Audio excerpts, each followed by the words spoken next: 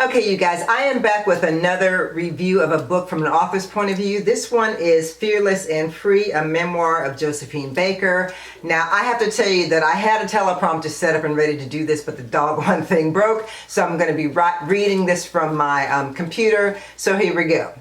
The book is actually an English translation from French. It was a memoir that she wrote back in 1949.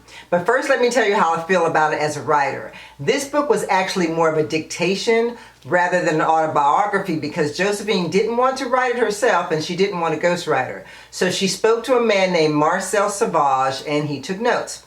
So in that sense, it's unconventional.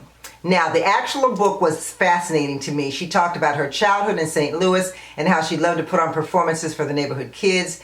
She eventually made it to New York and then to France. What she did is she talks a lot about her travels to different countries and how some of them welcomed her and some of them basically said she was a tramp and they refused to let her perform. But she never let any of that bother her. It's really, really interesting because to me, through it all, she had this uncanny ability to be cheerful and forgiving. She loved all kinds of animals and she even traveled with them.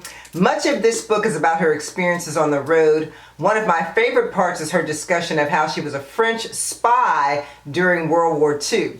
And a lot of the things that she went through, she really refused payment most of the time for the stuff that they was having her do, even when she did performances. She was just kind of a phenomenal person.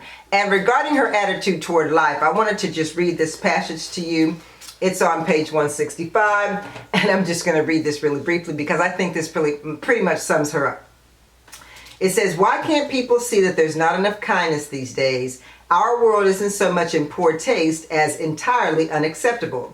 We can't carry on like this. I personally feel like I'm walking on shifting sands when I think about everything that needs to be put right to be transformed with kindness." And that was pretty much her attitude towards everything. So again, I really like this book. I would definitely recommend it. It is again called Fearless and Free, a memoir of Josephine Baker.